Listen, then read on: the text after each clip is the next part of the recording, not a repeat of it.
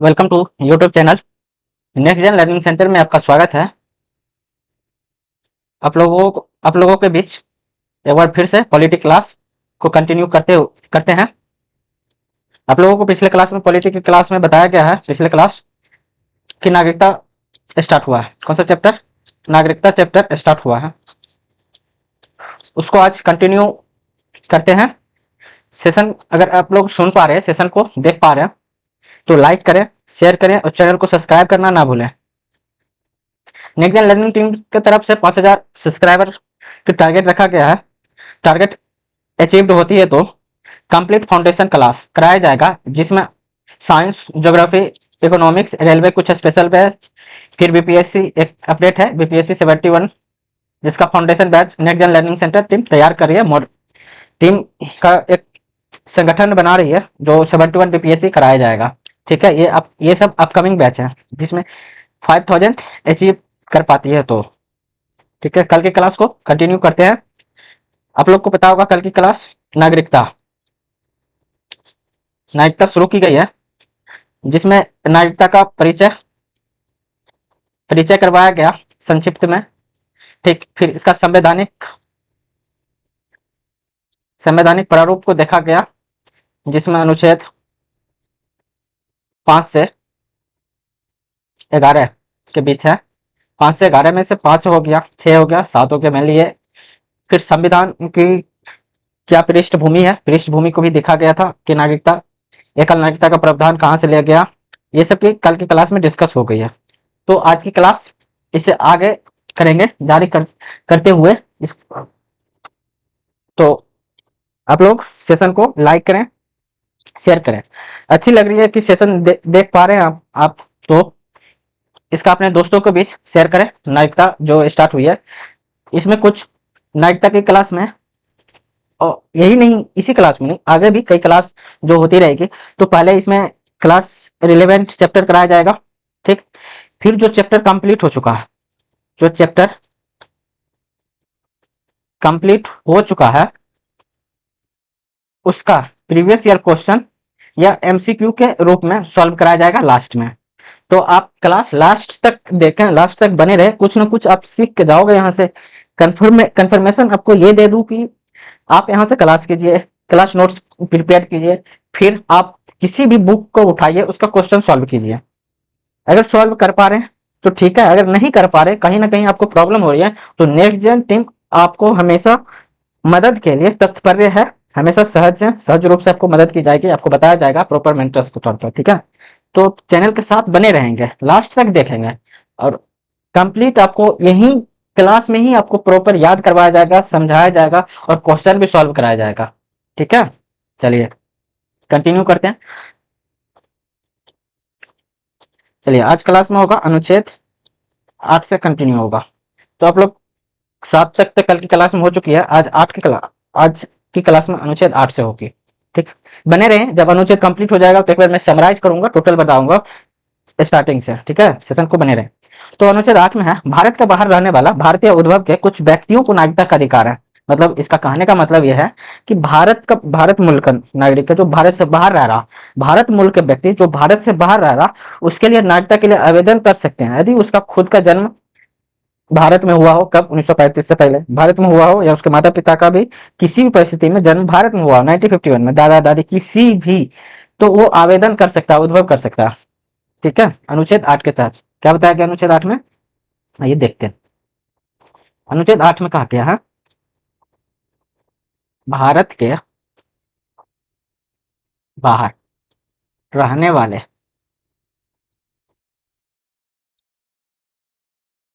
भारतीय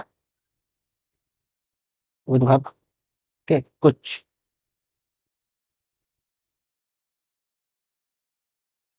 व्यक्तियों के नागरिकता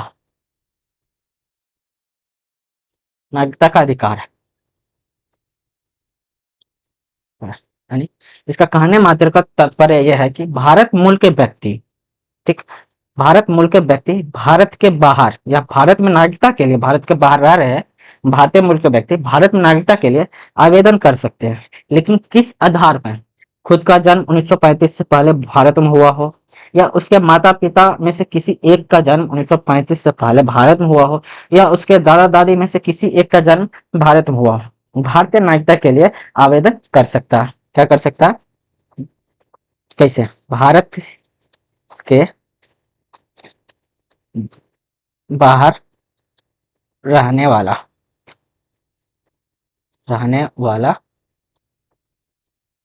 व्यक्ति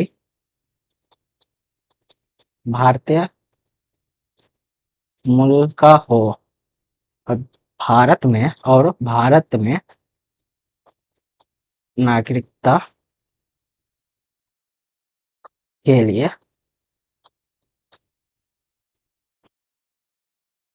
आवेदन कर सकता है। कैसे? 1935 से पहले, ठीक। जन्म, खुद का जन्म हो, ठीक, या माता पिता या दादा दादी के आधार पर, ठीक है, आधार पर आवेदन कर सकता। ये अनुच्छेद 9 का था, 8 का था। अनुच्छेद 8 क्या कहता? भारत के बाहर रहने वाले भारतीय उद्भव के कुछ व्यक्तियों के लिए नागरिकता का अधिकार। कैसे? भारत के बाहर रहने वाले व्यक्ति भारतीय मूल का हो या भारत में नागरिकता के लिए आवेदन कर सकता 1935 से पहले, उसका खुद जन्म हुआ हो या माता पिता का जन्म, दादा दादी के जन्म के आधार के स्वरूप, ठीक। नेक्स्ट क्या है? नेक्स्ट है अनुच्छेद 9। क्या है? अनुच्छेद 9। समझ में आ रही है क्लास? तो आप लोग लाइक करेंगे, लाइक करें और सेशन को शेयर भी करें अपने दोस्तों, अपने आसपास किसी भी व्यक्ति को, उसको बताएं ये रिलेवेंट है एग्जाम पर्पज से, ये महत्वपूर्ण है, ठीक है। फिर चैनल को सब्सक्राइब करना ना भूलें, चैनल को सब्सक्राइब करते रहिए। अनुच्छेद 9 का रहा विदेशी राज्य को, यानी विदेशी राज्य या अर्जित क्षेत्र, ठीक, नागरिकता स्वेच्छा से अर्जित करने वाले व्यक्तियों का नागरिकता समाप्त हो जाएगी, ऐसा अनुच्छेद 9 से प्रावधान है, ठीक है। अनुच्छेद 9 क्या करा? अनुच्छेद 9 करा विदेशी राज्य की नागरिकता, विदेशी राज्य की नागरिकता, ठीक है। यहाँ पे देखेंगे, फोकस करेंगे, स्वेच्छा से अर्जित करने वाला राज्य, करने वाला व्यक्ति, राज्य नहीं, करने वाला व्यक्ति, करने वाला व्यक्तियों का नागरिकता समाप्त हो जाएगी,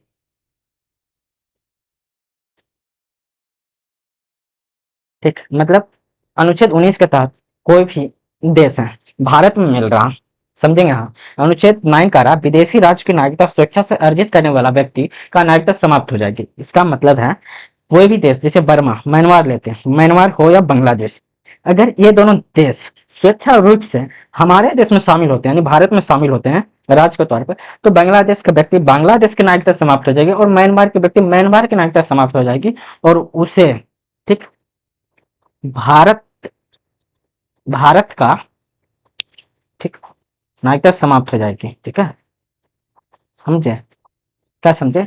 विदेशी राज्यों की नागरिकता स्वेच्छा से अर्जित करने वाला व्यक्ति भारत नागरिकता समाप्त हो जाएगी, यानी इसे तौर पर कहें तो मान लो कि ये विनोद भारत के नागरिकता है, इसके पास नागरिकता है, ठीक है। विनोद के पास भारत की नागरिकता है, ये बांग्लादेश या बर्मा, म्यांमार म्यांमार की नागरिकता स्वेच्छा से अर्जित करता है तो भारत की नागरिकता समाप्त हो जाएगी, आ जाएगा, समाप्त हो जाएगी। थोड़ा यहाँ पे टेक्निकल है, इसे स्वेच्छा रूप से समझेंगे। मैंने क्या बताया? विदेशी राज्य की नागरिकता स्वेच्छा से अर्जित करने वाला व्यक्ति भारत की नागरिकता, व्यक्तियों की नागरिकता समाप्त हो जाएगी, ठीक, मैंने बताया क्या, ये व्यक्ति विनोद के पास भारत की नागरिकता है, विनोद के पास भारत की नागरिकता है, वो बांग्लादेश या म्यांमार में स्वेच्छा रूप से वहां की नागरिकता अर्जित कर लेता है तो स्वतः ही भारत की नागरिकता समाप्त हो जाएगी, मैंने ये बताया। ठीक है, या इसी में कहा गया है अनुच्छेद, या किसी भी राज्य, ठीक है, कोई भी देश या राज्य अपने देश में शामिल होता है तो वहां की नागरिकता उसे समाप्त हो जाएगी और भारत की नागरिकता उसे अर्जित होना पड़ेगा। ठीक है, मैंने ये बताया। ओके, चलिए आगे चलते हैं। आगे की क्लास है अनुच्छेद 10। अनुच्छेद 10 में कहा, जो भी व्यक्ति भारत का नागरिक बन जाएंगे उनके नागरिकता संबंधित अधिकार अस्थायी रहेगा।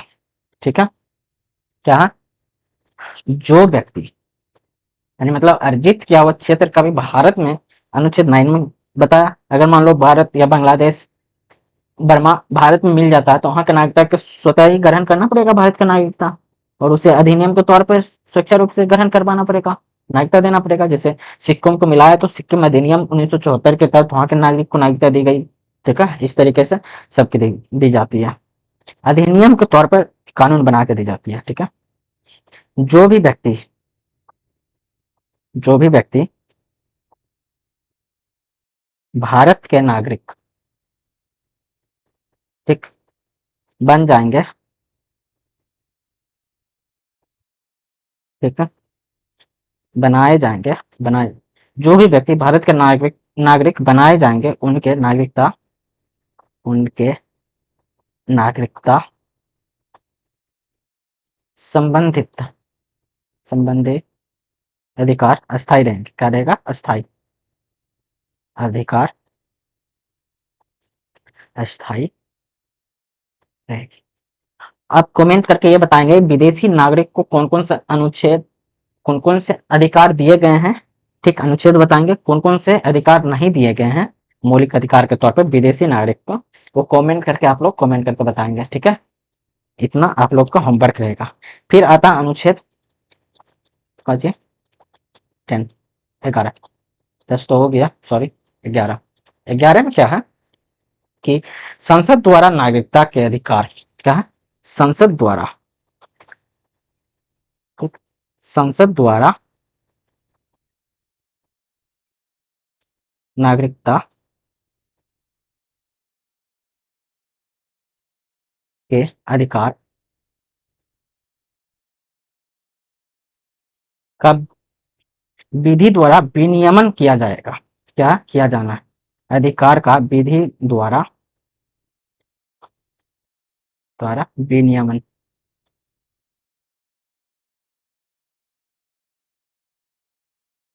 किया जाना है।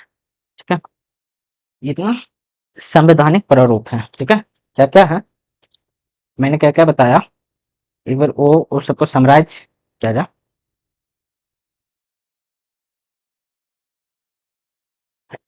अनुच्छेद 8 में बताया, भारत का बाहर रहने वाले भारतीय उद्भव के कुछ व्यक्ति का नागरिकता का अधिकार दिया जाएगा। यानी भारत के बाहर जो भारतीय मूल के व्यक्ति रह रहे हैं तो वो अगर भारत में नागरिकता लेना चाह रहे हैं, भारत की नागरिकता अपनाना चाह रहे हैं, तो उसके लिए क्या है, भारतीय मूल के व्यक्ति के लिए 1935 से पहले खुद का जन्म हुआ हो, या माता पिता का जन्म हुआ हो, या दादा दादी का जन्म हुआ, क्या क्या हुआ, खुद का जन्म, माता पिता या दादा दादी, ठीक है, तब उसे भारतीय मूल की नागरिकता के लिए आवेदन कर सकता है। ठीक, यह अनुच्छेद 9 में कहा गया, विदेशी राज्य की नागरिकता स्वेच्छा से अर्जित करने वाला व्यक्ति भारत की नागरिकता समाप्त हो जाएगी। यानी विदेश में जो रह रहा है वो वहां के नागरिकता अगर स्वेच्छा रूप से अर्जित कर लेता तो स्वतः भारत की नागरिकता खत्म हो जाएगी। इसी में एक मैंडेट है, अगर मान लो बांग्लादेश हो, म्यांमार, ये भारत में शामिल होते हैं तो स्वेच्छा रूप से उसे अधिनियम के तौर पर वहां के नागरिक को नागरिकता दी जाएगी। ठीक है, ये कहा गया। फिर अनुच्छेद 10 में कहा गया, जो भी व्यक्ति भारत के नागरिकता बनाए जाएंगे उनके नागरिकता संबंधित अधिकार अस्थायी रहेगी। नागरिकता संबंधित जो मौलिक अधिकार दिया गया वो भी अस्थायी रहेगा और राजनीतिक रूप से भी उसका अस्थायी किया जाएगा। फिर अनुच्छेद 11 में कहा गया, संसद द्वारा नागरिकता के अधिकार पर विधि द्वारा विनियमन कर सकता है। मतलब विधि द्वारा संसद अधिनियम ला सकता है, बना सकता है, उसके अधिकार को घटा बढ़ा सकता है। ठीक है, नागरिकता अधिनियम, किसे नागरिकता देना नहीं देना है। ठीक, एक बार टोटल जितना अनुच्छेद हो चुका है उसको समराइज करते हैं, फिर आगे की क्लास फिर से शुरुआत की जाएगी। ठीक, क्या क्या शुरुआत की जाएगी, क्या क्या बताया जाएगा एक बार उसका देख लिया जाए। तो आगे क्लास में जो बची हुई है, जैसे विदेशी निवासियों के लिए विशेष दर्जा, जैसे बोले तो एनआरआई, आप लोग सुनते होंगे एनआरआई, पीआईओ, ठीक, ओसीआई, ठीक है, फिर पीआईओ और ओसीआई में अंतर, ठीक है। फिर क्या बचा हुआ, नागरिकता अधिनियम, नागरिकता संशोधन अधिनियम, अधिनियम 1955। फिर ये कब कब किसे हुआ, जन्म स्तर पे, देशीकरण, फिर नागरिकता समाप्ति, नागरिकता समाप्ति, ठीक, ये सब बचा हुआ है। फिर और क्या बचा हुआ, नेशनल नेशनल पॉपुलेशन रजिस्टर, ठीक, national register and citizen, national register and register citizen, ठीक। ये सब चीज आगे के क्लास में की जाएगी, उसके बाद आपकी क्लास समाप्त हो जाएगा। इतना चीज बचा हुआ है, ठीक है। चलिए सेशन को लाइक करें, शेयर करें, और मजा आ रहा तो करें, ठीक है। एक बार पूरा समराइज किया जाए, आप लोगों को क्या क्या बताया। Welcome to YouTube channel next gen learning centre में आपका स्वागत है। क्वालिटी क्लास की शुरुआत की गई है फाउंडेशन बेसिस पे, ये कंटिन्यू ही रहेगा जब तक कंप्लीट नहीं होते। टारगेट रखा गया 500 सब्सक्राइबर अचीव कर, जल्दी से आप लोग सब्सक्राइब करें चैनल को, ठीक। आइए शुरुआत करते हैं। क्वालिटी में फाउंडेशन बैच स्टार्ट की गई है, जिसमें चैप्टर फर्स्ट संविधान और पृष्ठभूमि ऐतिहासिक प्रारूप स्टार्ट मतलब शुरुआत हो चुकी है और कंप्लीट भी हो गई है, ठीक। इसका क्वेश्चन आप जब भी क्लास होगी, फाउंडेशन क्लास होगी, उसके अंत में क्वेश्चन का प्रैक्टिस किया जाएगा, जो जो चैप्टर कंप्लीट होता चुका है, ठीक है। तो संघ और उसका राज्य क्षेत्र हो गया, नागरिकता कंटिन्यू है, ठीक।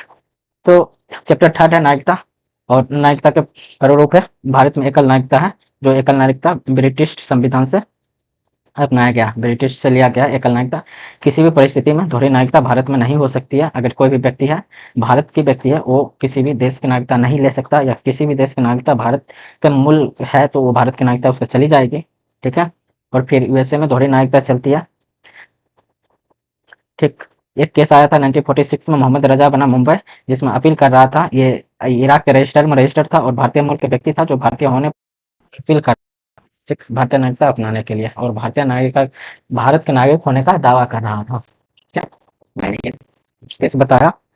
फिर भारत की नागरिकता का डेफिनेशन है, किसी भी देश में किसी भी व्यक्ति को राजनीतिक स्थिति को बनाने वाला प्रावधान वहाँ की नागरिकता कहलाता है, ठीक। मैंने ये कहा कि अगर किसी भी देश की, उसे किसी भी व्यक्ति की राजनीतिक रूप से अगर दर्शाता है, तो वहाँ के नागरिकता का प्रारूप या वहाँ का नागरिकता कहलाएगा, ठीक है। और किसी भी देश में नागरिकता को ही वजह से राजनीतिक अधिकार प्राप्त होते हैं तथा अपना मूलभूत सार्वजनिक विकास करते हैं। अगर मान लो भारत का नागरिक नहीं है, भारत की नागरिकता उसे नहीं है, तो मूलभूत विकास करने में जैसे पूरी तरह से स्वतंत्र आज़ादी नहीं है। आपको बता दें कि हम भारतीय संविधान में विदेशों के लिए 15, 16, 19, 29 और 30 जैसे अधिकार, 5 अधिकार नहीं दिया गया है, ठीक है। 5 अधिकार नहीं दिया गया विदेशों के लिए, विदेशी नागरिक के लिए। तो भारतीय संविधान में यदि नागरिकता का प्रावधान देखें तो इनका जन्म भारत या प्राकृतिक रूप से, देखो भारत की नागरिकता अगर लेनी है तो प्राकृतिक रूप से व्यक्ति के स्वरूप में होना नेसेसरी है। ये किसी भी कंपनी या किसी भी विदेशी अधिग्रहण को ये नागरिकता देने के लिए बाध्य नहीं है, ठीक है। वर्तमान में ये विभाजन, पाकिस्तान और भारत का विभाजन हुआ, उसी को उत्पन्न परिस्थिति के कारण देश में भारत में नागरिकता के सभी संबंधित संशोधन संसद के पास रखा गया है, और नागरिकता का प्रावधान लिया गया। कब नागरिकता का प्रावधान, भारत और पाकिस्तान के डिवीजन से ये उत्पन्न परिस्थिति के कारण हुआ है, ठीक। तो मैंने संवैधानिक प्रारूप में बताया कि ये संविधान में भाग 2 का हिस्सा है, नागरिकता, ठीक ठीक, अनुच्छेद 5 से 11 के बीच में है। पूरे भारत में एकल नागरिकता ही प्रावधान है, ठीक है। पूरे भारत में एकल ही नागरिकता होगा। विश्व में किसी भी व्यक्ति को, भारत मूल के है, भारत की नागरिकता उसके पास है, तो सिर्फ भारत की नागरिकता ही होनी चाहिए भारत की नागरिकता बनने के लिए, ठीक है। तो अनुच्छेद 5 में मैंने बताया कि भारत में अधिवास हो तो जन्म से हो, ठीक है, माता पिता या किसी भी कोई भी व्यक्ति, माता पिता में से कोई भी व्यक्ति भारत में जन्म लिया हो तो उसे नागरिकता दी जाएगी। ठीक, फिर तीसरा प्रावधान है कि संविधान में क्रम से 5 वर्ष पहले भारत में रहा हो। क्या है? अगर भारत की नागरिकता चाहिए तो संविधान प्रारंभ से, संविधान जब लागू हुआ मतलब 26 जनवरी 1950, क्या हुआ? 26 जनवरी 1950 से, ठीक है, संविधान प्रारंभ से पहले यानी 1950 से पहले भारत में रहा हो कंटिन्यू 5 वर्ष। ठीक, तो अनुच्छेद 6 में कह रहा पाकिस्तान से भारत, ठीक है, नागरिकता का प्रावधान, अगर कोई भी व्यक्ति पाकिस्तान से भारत आया, ठीक, या खुद उसका जन्म हुआ तो उसे नागरिकता दी जाएगी, लेकिन यहाँ पर कुछ शर्तें अप्लाई की गई है संसद के द्वारा, यानी संविधान निर्माता के द्वारा। यह क्या है?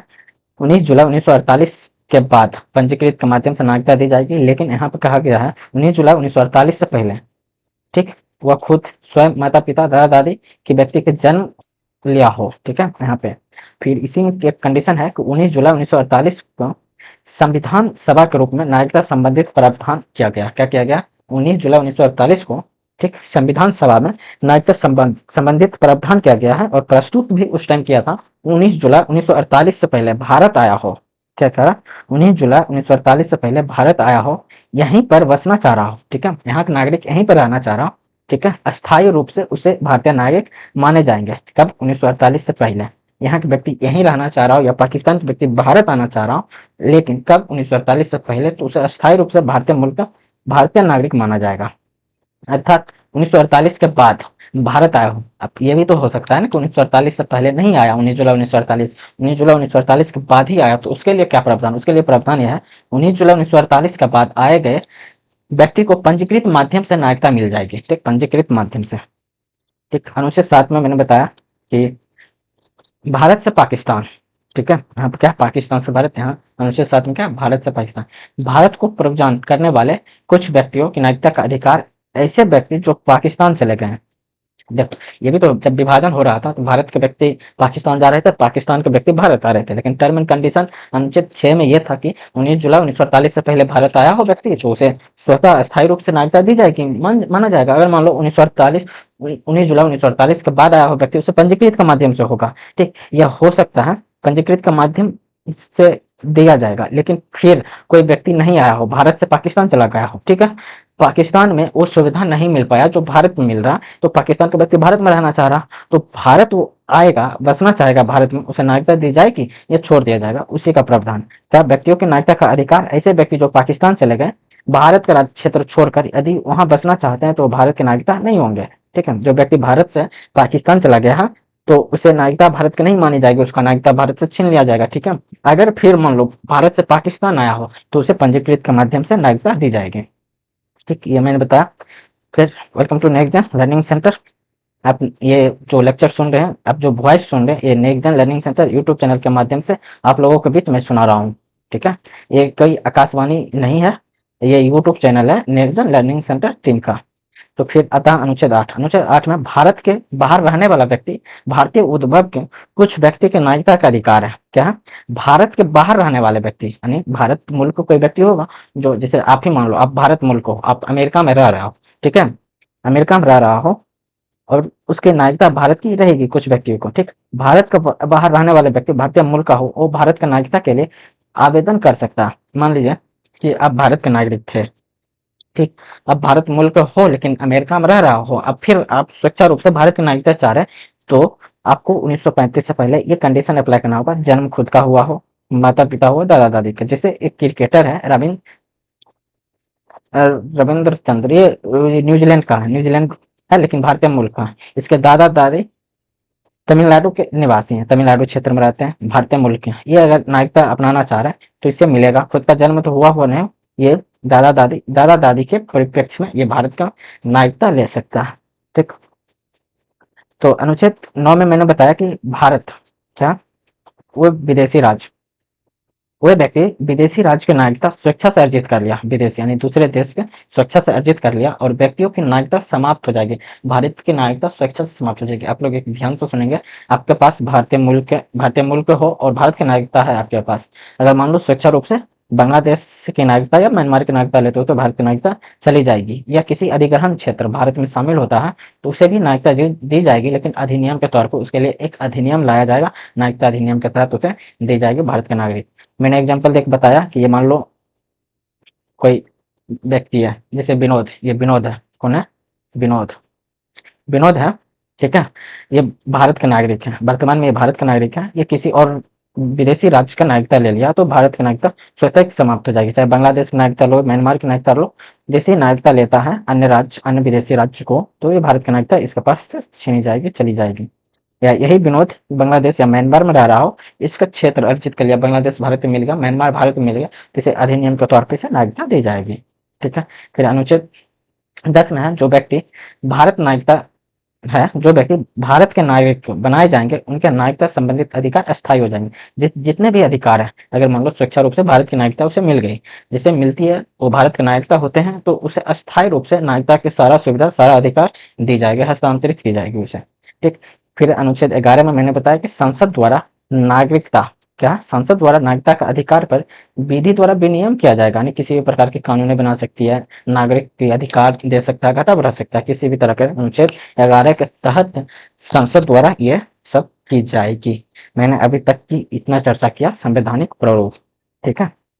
तो आपको पता ही होगा कि संविधान में कई प्रकार की बातें की जाती है, ठीक है। तो आप आइए कुछ संवैधानिक और प्रावधान देखते हैं कि नागरिकता जाति कैसे है, ठीक। नागरिकता जाति कैसे हैं, तो फिर ये भी बताएंगे विदेशों के लिए विदेशी दर्जा, यानी एनआरआई, पीआईओ या समुद्री नागरिक, ठीक है। नागरिकता संशोधन अधिनियम, ये सारा चीज होगा, एक एक करके चर्चा की जाएगी, ओके। सीट बेल्ट आप लोग बांध लेंगे, आराम से सीट पर बैठ जाएंगे, कॉपी कलम हमेशा चलनी चाहिए, जब तक खुद से लिखोगे नहीं, बुक पढ़ोगे नहीं, तो एग्जाम निकालना टफ हो जाएगा, क्योंकि अभी के समय में कम्पिटेटिव एग्जाम निकालने के लिए कम्पिटेटर बहुत ज़्यादा है, ठीक है। तो कम्पिटेटिव एग्जाम निकालने के लिए आपके पास स्वेच्छा रूप से कहीं भी बैठे हो, कॉपी कलम किताब ये तीनों आपके साथ होने चाहिए। आप जब लेक्चर सुन रहे हो, मुझे देख पा रहे, सुन पा रहे, next gen learning centre team आपके लिए फाउंडेशन बैच लेकर आया, तो फाउंडेशन बैच आप कर रहे हो तो लिखना स्टार्ट करो, नोट्स बनाओ, रिपीट करो, क्वेश्चन सॉल्व करो, ठीक है। अगर क्वेश्चन सॉल्व नहीं हो पा रही है तो नेक्स्ट जन लर्निंग टीम से कॉन्टैक्ट कीजिए, आपको सारा रास्ता बताया जाएगा, ओके। देन अगर अच्छा लग रहा है सेशन तो थम्स अप करें, लाइक करें, ठीक है। चलिए आपको एक चीज बताते हैं कि भारतीय संविधान में, ठीक, नागरिकता विषय किससे संबंधित है, नागरिकता है क्या हम, ठीक। बस कुछ नागरिकता होगा, ये सब होगा, विदेशों के लिए विदेशी दर्जा, जैसे एनआरआई, पीआईओ, ओसीआईओ, दोनों में अंतर, ठीक। नागरिकता संशोधन अधिनियम, फिर नागरिकता संबंधित, एक एक करके बात सारा की जाएगी, आपको सारा ए टू जेड बताया जाएगा, ठीक है। उसके बाद नेशनल पॉपुलेशन रजिस्टर क्या है, national register citizen, national register of citizen क्या है, ये सारा चीज आपको एक एक करके अल्टरनेट बार बताया जाएगा, चाहे लंबा क्लास क्यों ना चल जाए, लेकिन आपका एग्जाम रिलेवेंट जितना भी पूछा जाता है एग्जाम में वो सारा चीज बताया जाएगा, कुछ भी चीज नहीं छोड़ा जाएगा, आप आराम से लेक्चर सुनेंगे, ठीक है। ओके चलिए, आज है नागरिकता, क्या है, नागरिकता, ठीक। नागरिकता संविधान में कहाँ किस सूची का विषय है, आपको तो ये भी तो पूछ सकता है ना कोई व्यक्ति, नागरिकता किस सूची का विषय है, आपको बता दें कि संविधान की अनुसूची 7वां में, 7वां अनुसूची में 3 रंग के दिया गया है, एक संघ सूची, राज्य सूची, समवर्ती सूची। आपको बताया कि समवर्ती सूची ऑस्ट्रेलिया के संविधान से लिया गया, राज्य सूची, केंद्र सूची ये ब्रिटिश पहले से ही संवैधानिक है, 1955 अधिनियम से। तो नागरिकता संविधान के, संविधान में ठीक संघ सूची का विषय, कौन सा सूची का, संघ सूची का विषय, कौन सा सूची का विषय, संघ सूची का विषय। और इस पे संविधान नागरिकता पे संघ सूची का विषय, तो इसे संसद ही कानून बनाएगा, क्यों बनाएगा कानून, संसद ही कानून बना सकता है, ठीक। तो संसद कानून बनाएगा तो कई संशोधन भी तो करेगा, अधिनियम भी तो लाएगा, कौन कौन से अधिनियम है, कब कब अधिनियम लाया गया है। आपको सबसे पहली बात है कि नागरिकता अधिनियम, कौन सा, नागरिकता अधिनियम, अधिनियम 1955। ये आप लोग चर्चा में भी है, क्योंकि कुछ दिन पहले इसी अधिनियम को कई बार संशोधन किया गया और इस बार भी संशोधन किया गया। ठीक, तो संशोधन किया गया, कितने बार किया गया संशोधन, ये सब भी आपको बताया जाएगा, कब कब हुआ। ठीक, इसके बाद और संशोधन करके क्या क्या नियम लाया, क्या क्या फेरबदल हुआ होगी। तो अधिनियम लाया जन्म द्वारा। ठीक है, तो अधिनियम में मेंशन है 1955 के अधिनियम में व्यक्ति जन्म द्वारा, क्या, जन्म द्वारा,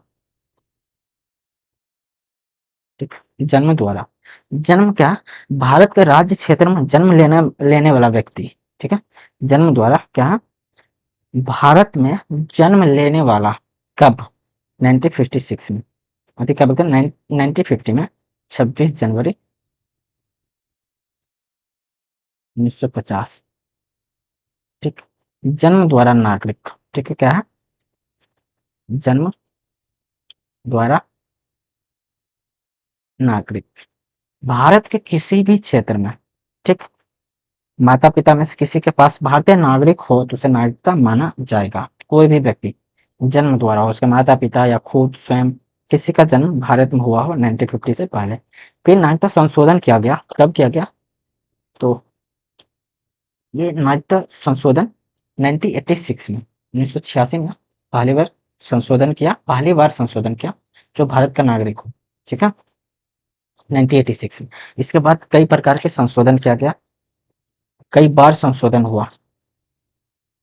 ठीक है, जैसे 2019 में भी हुआ, 19 में।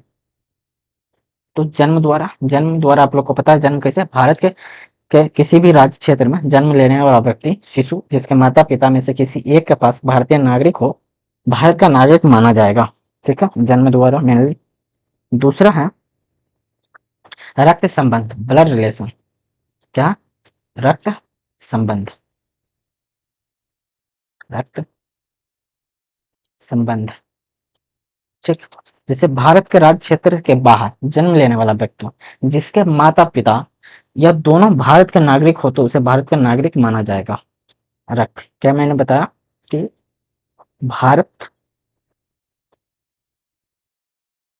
राज्य के, हाँ, ठीक है, राज्य के क्षेत्र से बाहर जन्म लेने वाला, यानी अन्य देश में, बोले तो अन्य देश में लेने वाला शिशु जिसके माता पिता या दोनों में से भारत के नागरिक है तो उसे भारत का नागरिक माना जाएगा, माना जाएगा। ठीक है, रक्त संबंध ये हो गया। और क्या है कि रक्त में इसमें भी कुछ कंडीशन है। 26 जनवरी को इसके बाद पैदा हो भारत के बाहर, नागरिक माता पिता के दिया जाएगा। कब, 26 जनवरी बरे 1950। तो बाद पैदा होता तो किसी माता या पिता, ठीक है, अब यहाँ पर ध्यान देंगे, किसी का हो तो उसे नागरिकता मानी जाएगी। ठीक है, अधिनियम, ये नागरिकता अधिनियम 1955 के तौर पर। ठीक, उसके बाद है कि पंजीकृत द्वारा, किसके माध्यम से, पंजीकृत। तो ये सब क्वेश्चन प्रैक्टिस होगा, क्वेश्चन बस कुछ ही देर में क्वेश्चन ही प्रैक्टिस करेंगे, कुछ इंपॉर्टेंट है उसको डिस्कस कर लेते हैं। पहला क्या, पंजीकृत, पंजीकृत, पंजीकृत या पंजीकरण, पंजीकृत, पंजीकरण के माध्यम से, क्या, भारत का नागरिक नहीं है, क्या, भारत का नागरिक नहीं है या भारत मूल का व्यक्ति या कोई विदेशी व्यक्ति जिसने भारत से विवाह किया हो। ठीक है, क्या है, लिखते हैं, भारतीय मूल का व्यक्ति या कोई विदेशी व्यक्ति जिसने भारतीय से विवाह किया हो, ये भारतीय नागरिकता के लिए आवेदन कर सकता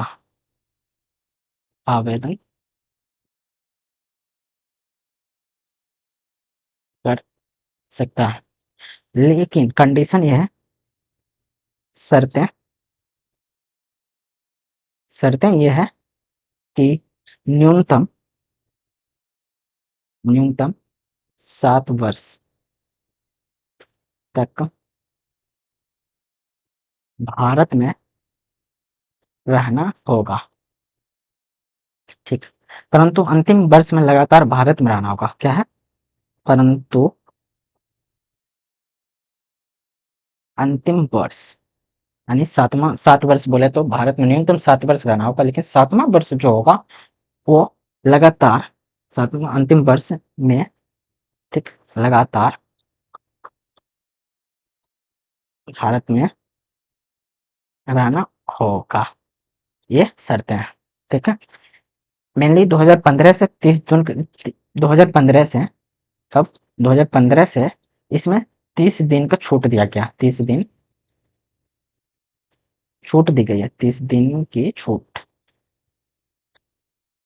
दी गई है। ठीक है, याद रखेंगे 2015 से 30 जून की छूट दी गई है पंजीकृत माध्यम से। ठीक। उसके बाद है देशीकरण। देशीकरण मतलब अर्जित क्षेत्र हो।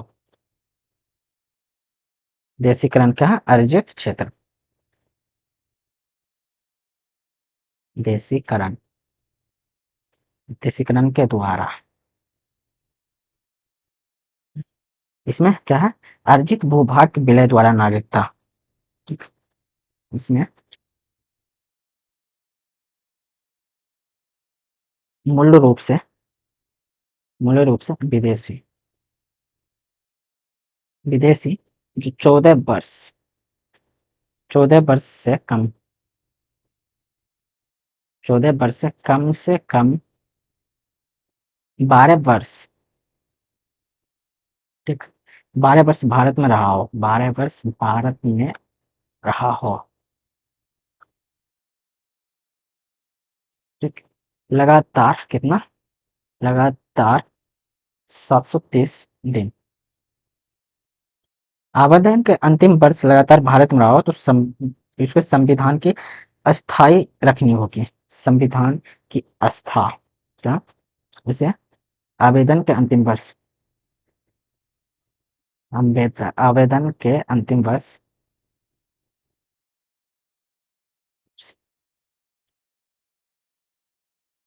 लगातार रहेगा, भारत में रहेगा, परंतु भारतीय संविधान की आस्था रखना होगा।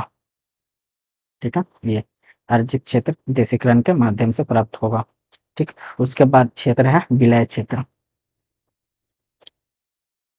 विलय या अर्जित अर्जित क्षेत्र, तो यदि किसी विदेशी क्षेत्र को भारत में विलय कर लेता है तो उसके निवासी भारतीय हो जाएंगे, जैसे गोवा, अंडमान। इसे अधिनियम के तौर पर इसे दिया जाएगा। क्या है? अधिनियम के तौर पर, अधिनियम के तौर पर भारतीय नागरिकता दी जाएगी। जैसे गोवा हो गया, सिक्किम हो गया, ये सब अधिनियम के तौर पर दिया गया। ठीक है। और अच्छा, आज की क्लास को यहीं रखते हैं। कुछ क्वेश्चन है उसको सॉल्व करते हैं। ठीक है, नेक्स्ट। और जो बच गया है, क्या क्या बच गया है, आइए देख लेते हैं क्या क्या बच गया। विदेशी, ये बच गया, विदेशी निवासियों के लिए विशेष राज्य। ये कल की क्लास में होगी, कल की क्लास में। ठीक, कल की क्लास में। और भारत नागरिकता संशोधन अधिनियम, ये हो गया। और ये नागरिकता समाप्ति, ये दोनों कल की क्लास में कंप्लीट की जाएगी। ठीक है, आप लोग कुछ समझ में आ गया। क्लास को लाइक करें, सेशन को सब्सक्राइब ना कर पा रहे, चैनल को सब्सक्राइब नहीं कर पा रहे, सेशन को देखते हैं तो लाइक करें, शेयर भी करें अपने दोस्तों के बीच। आइए क्वेश्चन सॉल्व करते हैं।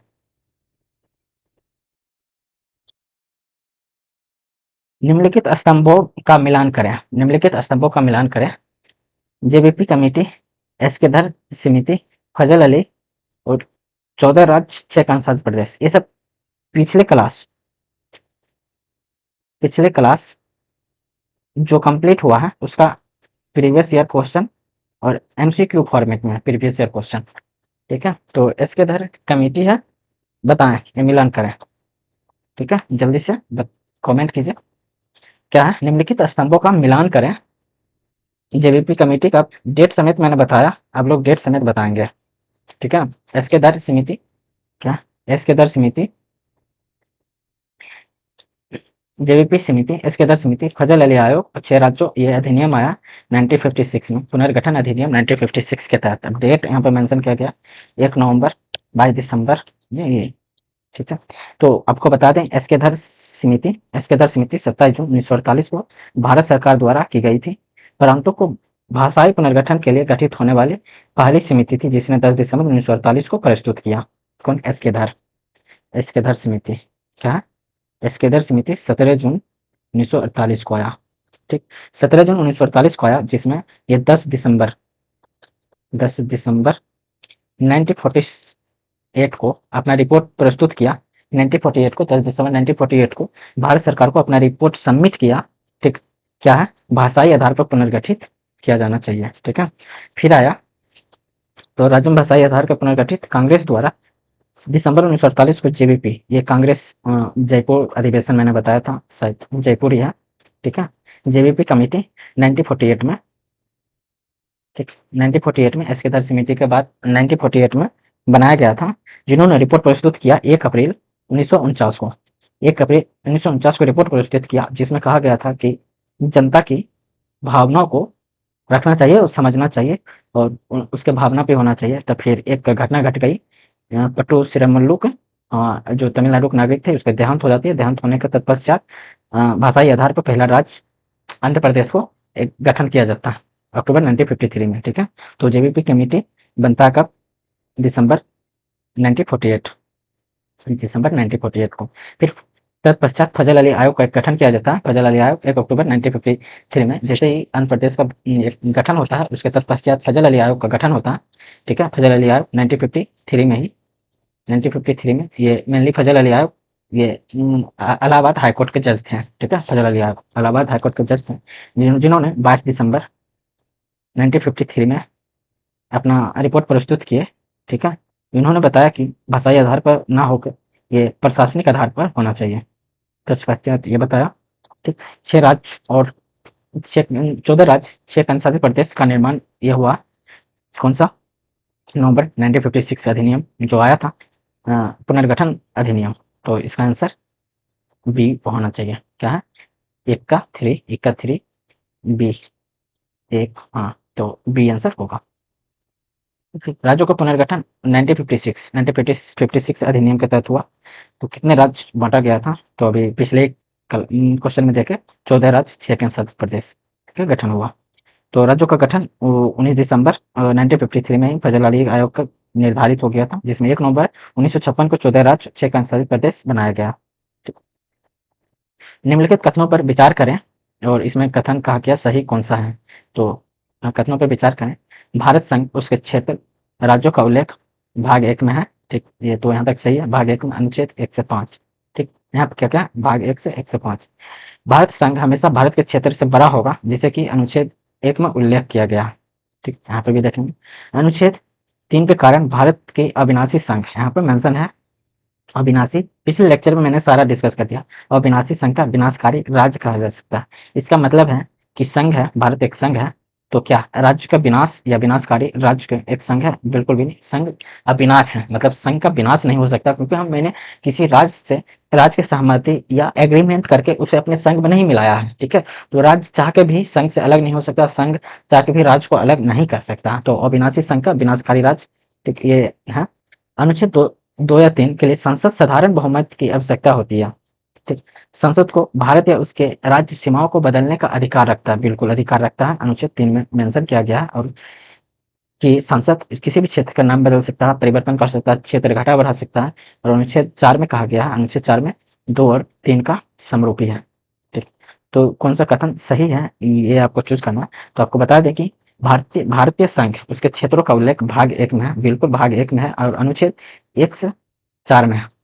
क्या अनुच्छेद 1 से 4 में है, भाग 1 में संघ और उसके राज्य क्षेत्र, और अनुच्छेद 5 से 11 में है नागरिकता, भाग 2 में, भाग 2, ठीक, और 5 से 11 नागरिकता है, नागरिकता। ठीक, तो यहाँ पे ये भी है, भारत संघ हमेशा भारत के क्षेत्र से बड़ा होगा, बिल्कुल नहीं, भारत के क्षेत्र से कैसे बड़ा हो सकता है, भारत संघ है तब अपना क्षेत्र के दायरे में ही होगा। तो अनुच्छेद 1 में ऐसा कुछ नहीं कहा गया, भारत में अनुच्छेद 1 में कहा गया है India, India is called Bharat, India is called Bharat. ठीक, और भारत भारत राज्यों का संघ होगा, क्या, भारत राज्यों का संघ होगा। ठीक, अनुच्छेद 1 में कहा गया, ये भी गलत, ये भी गलत। अनुच्छेद 3 के कारण भारत का अविनाशी रंग कहा गया, बिल्कुल सही है, ये भी सही है। तो इसका 3, 4, 5 होगा आंसर डी। ये सब पिछले क्लास में हो चुकी है, आप लोग जाके देखेंगे, डिस्क्रिप्शन बॉक्स में लिंक दिया जाता है। तो भारतीय संविधान के किस भाग में किन अनुच्छेदों में नागरिकता संबंधित प्रावधान उल्लेख है। ये सब प्रीवियस ईयर क्वेश्चन है, कौन सा प्रीवियस ईयर क्वेश्चन, आगामी एग्जाम में भी कभी कभी ना कभी काल पूछे जाते हैं। तो भारतीय संविधान किस भाग में अनुच्छेदों का नागरिकता संबंधित उल्लेख है। तो देखो यहाँ पर भी मैं बताया, ये संघ उसका राज्य क्षेत्र, भाग 1 संघ और उसका राज्य क्षेत्र। ठीक, भाग प्रथम, ठीक है, ये है भाग 2, भाग 2 है, क्या है, नागरिकता। 12 से 35 भाग 3 मौलिक अधिकार, इस ये क्लास अभी नहीं हुई, होगी, मौलिक अधिकार, फंडामेंटल राइट। 36 से 51 है भाग आपका 4 हो जाएगा, डीपीएसपी, राज्य के नीति निदेशक तो बोलते हैं। ठीक है, तो भारतीय संविधान किस भाग में किन अनुच्छेदों को नागरिकता से संबंधित उल्लेख है। तो नागरिकता मैंने बताया भाग 2। ठीक है, ये नागरिकता का अर्थ क्या है, आज की क्लास में भी इसका डेफिनेशन दोहराया गया है, कल की क्लास में इसका डेफिनेशन बताया गया था। अब बताइए नागरिकता का अर्थ क्या है। नागरिकों को पूर्ण सिविल एवं राजनीतिक अधिकार, लोकसभा संघ की हर राज्य के विधानसभा निर्वाचन के लिए मताधिकार, संसद द्वारा विधानसभा में सदस्यों बनने का अधिकार। तो मैंने बताया कि नागरिकता का किसी भी देश में नागरिकता लेने के लिए महत्वपूर्ण है, उसके राजनीतिक अधिकार को दर्शाता है। जिस देश में राजनीतिक अधिकार को दर्शाता है उससे वहाँ का नागरिकता कही जा सकती है। वो राजनीतिक रूप से और सार्वजनिक विकास के लिए, राजनीतिक रूप से सार्वजनिक विकास के लिए वहाँ की नागरिकता लेनी आवश्यक है। तो जहाँ की नागरिकता होगी वहाँ का नागरिकता का पूर्ण सिविल एवं राजनीतिक अधिकार मिलेगा। लोकसभा और राज्य की विधानसभा में निर्वाचन पद्धति के लिए वैध होगा। संसद और विधानसभा में सदस्य बनने के लिए उसके पास अधिकार होगा, राजनीतिक रूप से और सिविल रूप से तीनों। तो इसका आंसर 1 और 2 दोनों होगा। ठीक, तो निम्नलिखित में से कौन सा कथन असत्य है, यहाँ पे देखेंगे असत्य। ठीक है, तो नागरिकता से संबंधित प्रावधानों का उल्लेख भारतीय संविधान का भाग 3 में है, मैंने कई बार बता दिया है। संसद द्वारा बाद में पारित कानूनों से हुआ है। ठीक, भारत में जन्म, वंश, कर्म, पंजीकरण, किसी भी भू क्षेत्र, राज्य क्षेत्र में शामिल होने नागरिकता हासिल की जा सकती है। अभी जस्ट ही थोड़ी देर पहले नागरिकता अधिनियम 1955 बताया, उसमें बताया कि जन्म के आधार पर, वंश, कर्म यानी ब्लड रिलेशन के आधार पर और पंजीकृत आधार पर या देशी किसी भू क्षेत्र को शामिल करते हैं, अर्जित करते हैं उसके आधार पर। ठीक है, तो संविधान में धार्मिक और भाषाई अल्पसंख्यकों के अधिकार को भी संरक्षित किया गया है। ठीक, ये भी बताया, अल्पसंख्यक वर्ग सिख, हिंदू, मुस्लिम, सिख, मुस्लिम, बौद्ध, पारसी, ये सब अल्पसंख्यक थे जो अपना भाषाई आधार पर भी। और सर्वोच्च न्यायालय ने मुंबई की कई झोपड़पट्टियों में रहने वाले के अधिकारों के बारे में समाजकर्मी ओल्गा टेलियस की जनहित याचिका पर ओल्गा टेलियस बना बम्बई नगर निगम 1985 का महत्वपूर्ण फैसला लिया गया। तो बताइए इसमें से कौन सा असत्य है। बिल्कुल फैसला लिया गया है, उसके बाद ही 1986 में 1986 में फिर से नागरिकता अधिनियम को संशोधित किया गया था, इसी के केस के बाद 1986 में। ठीक है, तो इसका असत्य है क्योंकि ये यहाँ पर भाग 2 में है नागरिकता। ठीक है, और अनुच्छेद 5 से 11 नागरिकता का प्रावधान है। ठीक है, चलिए आज तक का क्लास यही था। क्लास सेशन को देखने के लिए का आभार प्रकट करते हैं। आपका कीमती समय देने के लिए धन्यवाद। आपका दिन शुभ हो। Next gen learning centre team session आपको पसंद आया हो, लाइक शेयर करेंगे और चैनल को सब्सक्राइब करना ना भूलें। नमस्कार।